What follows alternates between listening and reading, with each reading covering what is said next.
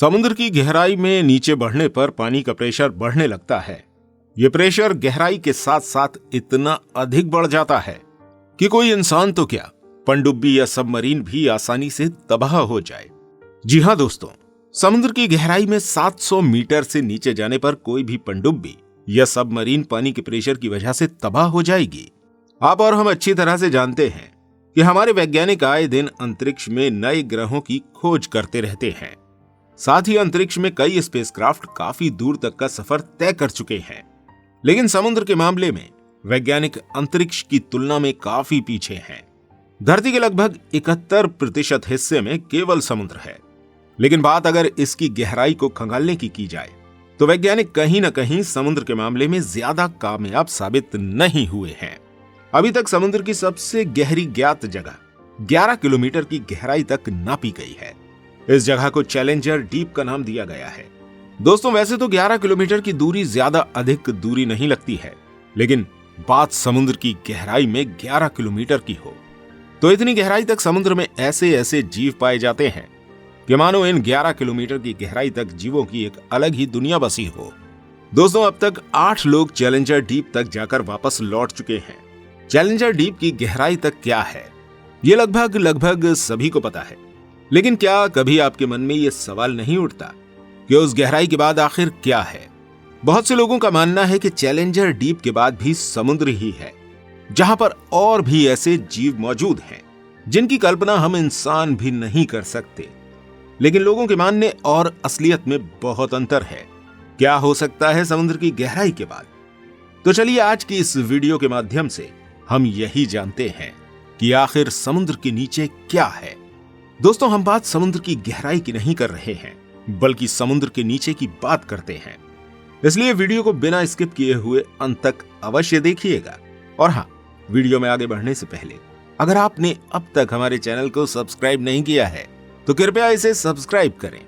समुद्र के नीचे क्या है, इसे जानने समझने के लिए सबसे पहले समुद्र की सतह से चैलेंजर डीप तक की गहराई को समझना जरूरी है। दोस्तों, समुद्र की सतह से 800 फीट तक की गहराई में ही कोई इंसान तैराकी कर सकता है, क्योंकि इसके नीचे उसे सांस लेने में काफी परेशानी होने लगेगी। इस गहराई से नीचे लगभग 1 किलोमीटर की गहराई तक किसी भी इंसान को बिना ऑक्सीजन सिलेंडर के तैरने में कठिनाई होगी। अब इसके नीचे की गहराई में पानी का प्रेशर बढ़ने लगता है। ये प्रेशर इतना अधिक हो जाता है कि अगर इंसान यहां तक जाए तो उसके फेफड़े भी फट सकते हैं। हालांकि इस गहराई पर रहने वाली समुद्री जीव आसानी से यहां तैरते हुए मिल जाते हैं। समुद्र की गहराई में 500 मीटर पर ब्लू व्हेल पाए जाते हैं। आमतौर पर ये 300 से 350 मीटर की गहराई में रहते हैं, लेकिन कभी कभी शिकार की खोज में ये 500 मीटर की गहराई तक भी चली जाती हैं। यहां से नीचे गहराई में यानी कि 700 मीटर से नीचे की गहराई में पनडुब्बी द्वारा देश की रक्षा के लिए दुश्मन देश की गतिविधियों पर नजर रखी जाती है। 750 मीटर के नीचे की गहराई में पानी का प्रेशर और अधिक बढ़ जाता है। यह प्रेशर इतना अधिक हो जाता है कि इस प्रेशर को पनडुब्बी भी नहीं झेल पाती है। इस गहराई पर पनडुब्बी के फटने का भी खतरा बना रहता है। समुद्र में 800 मीटर की गहराई पर ज्वालामुखी मौजूद होते हैं। ये ज्वालामुखी इस गहराई पर रहने वाले समुद्री जीवों को जिंदा रखने के लिए ऊर्जा प्रदान करते हैं। इस गहराई के नीचे कई तरह के समुद्री जीव पाए जाते हैं और फिर 11,022 मीटर की गहराई से घने अंधेरे का राज शुरू हो जाता है। यहां तक सूरज की रोशनी नहीं पहुंचती। इसी जगह को चैलेंजर डीप भी कहा जाता है। यहां तक वैज्ञानिकों द्वारा बनाई गई कुछ खास मशीनें ही पहुंच पाई हैं। इन्हीं मशीनों के जरिए अब तक 8 लोग इस जगह जाकर वापस आ चुके हैं। हालांकि इसके नीचे की गहराई को जानने की भी कोशिशें की गई हैं, लेकिन वैज्ञानिक इसमें असफल साबित हुए हैं। इस गहराई के नीचे क्या है, ये हम इंसान नहीं जानते। वैज्ञानिकों के अनुसार इसके नीचे कई ऐसे जीव हो सकते हैं जिनके बारे में हमने कल्पना तक नहीं की हो। तो दोस्तों, अब आते हैं हम अपने उस सवाल पर कि आखिर समुद्र के नीचे क्या है। इसे समझने के लिए सबसे पहले आपको पृथ्वी की संरचना को अच्छे से समझना होगा। दोस्तों, पृथ्वी की सबसे ऊपरी लेयर क्रस्ट है, जहां पेड़ पौधे, नदियां, पहाड़, झरने, समुद्र आदि हैं। इसी लेयर पर जीव जंतु और इंसान रहते हैं। ये लेयर 10 किलोमीटर जितनी मोटी है। इसके बाद की लेयर को मेंटल कहा जाता है। मेंटल लेयर के ऊपरी हिस्से में तेल और प्राकृतिक संसाधन मौजूद होते हैं। यहीं से लगभग 2 किलोमीटर तक की गहराई पर ड्रिल करके तेल और प्राकृतिक संसाधनों को निकाला जाता है। दोस्तों, ये हम सब अच्छी तरह से जानते हैं कि हम इंसानों ने पृथ्वी के भीतर मौजूद तेल का एक बड़ा हिस्सा उपयोग कर लिया है। जाहिर सी बात है कि मेंटल लेयर में अब उतना तेल या प्राकृतिक संसाधन नहीं है। तो फिर सवाल यह है कि आखिर उस लेयर के नीचे क्या है?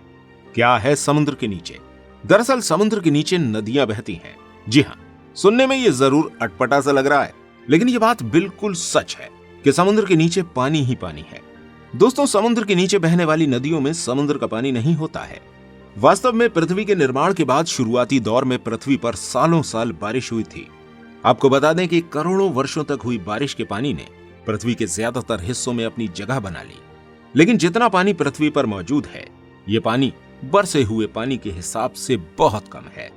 ऐसे में सवाल ये उठता है कि बाकी पानी कहां गया? दोस्तों, इसी सवाल का जवाब है कि शेष पानी समुद्र के नीचे है। जी हां, करोड़ों सालों तक बरसे हुए पानी की ज्यादातर मात्रा समुद्र के नीचे है। आइए अब मैं आपको बताता हूं कि कैसे इस बात में सच्चाई है। वर्षों से कई वैज्ञानिक अपनी रिसर्च के जरिए ये साबित करते आए हैं कि समुद्र के नीचे नदी है। वैज्ञानिकों की रिसर्च में सबसे पहले मैक्सिको की समुद्र के नीचे नदी होने की पुष्टि की गई। मैक्सिको के समुद्र के नीचे वाली नदी का नाम सिनोते एंजेलिना रखा गया। ये नदी कहीं कहीं समुद्र के नीचे 115 फीट नीचे बहती है। दोस्तों, इस नदी का पानी मीठा नहीं बल्कि खारा है। ठीक इसी तरह ब्लैक सी के नीचे समुद्र से 100 फीट नीचे की गहराई पर एक नदी बहती है। इसके बहाव की रफ्तार 6 किलोमीटर प्रति घंटे है। यह अपने बहाव के साथ 22,000 क्यूबिक मीटर पानी लेकर चलती है। वैज्ञानिकों के अनुसार सालों साल तक समुद्र के नीचे एकत्रित हुए पानी को समुद्री लहरों और सूरज की रोशनी के कारण गति मिलती है। दोस्तों, आपने ये तो जाना कि समुद्र के नीचे नदी है, लेकिन इन नदियों का निर्माण कैसे होता है? ये कैसे मुमकिन है कि समुद्र के नीचे नदियों का निर्माण हुआ? दरअसल वैज्ञानिकों के अनुसार समुद्र के नीचे नदी का निर्माण समुद्री पानी की डेंसिटी, धरती के रोटेशन और तापमान के कारण होता है। एक समान डेंसिटी वाले समुद्री पानी की मात्रा आपस में मिलती है, जिससे समुद्र के नीचे एकत्रित पानी में नई धाराओं का निर्माण होता है। फिर छोटी छोटी धाराएं मिलकर एक बड़ी धारा का निर्माण करती हैं, और ऐसे में बड़ी धारा के निर्माण के बाद समुद्र के नीचे नदियां बहने लगती हैं। समुद्र में अलग अलग हिस्से में सूर्य की रोशनी अलग अलग तरह से पड़ती है, जिससे कहीं कहीं पानी ठंडा तो कहीं कहीं पानी गर्म होता है। इन्हीं अलग अलग तापमान की वजह से समुद्र के नीचे एकत्रित पानी में हलचल होती है, जिससे नदी में बहाव का निर्माण होता है। पृथ्वी की रोटेशन भी इसमें अहम भूमिका निभाती है। दरअसल पृथ्वी जब अपनी धुरी पर घूमती है तो समुद्र के नीचे एकत्रित पानी में वाइब्रेशन होती है। इस वाइब्रेशन से ही समुद्र के नीचे की नदियों में धाराओं का निर्माण होता है। दोस्तों, समुद्र के नीचे सबसे बड़ी नदी को गल्फ धारा के नाम से जाना जाता है। ये नदी असल में इतनी बड़ी है कि दुनिया की सभी नदियों का पानी भी एक साथ मिला दिया जाए तो गल्फ धारा के पानी के मुकाबले वो कम ही होगा। गल्फ धारा में बहने वाले पानी को अंतरिक्ष से सैटेलाइट के जरिए भी देखा जा सकता है। तो दोस्तों, इस तरह से आपने इस वीडियो के माध्यम से जाना कि समुद्र के नीचे क्या है।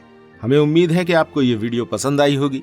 वीडियो को ज्यादा से ज्यादा लाइक तथा ज्यादा से ज्यादा शेयर अवश्य करें।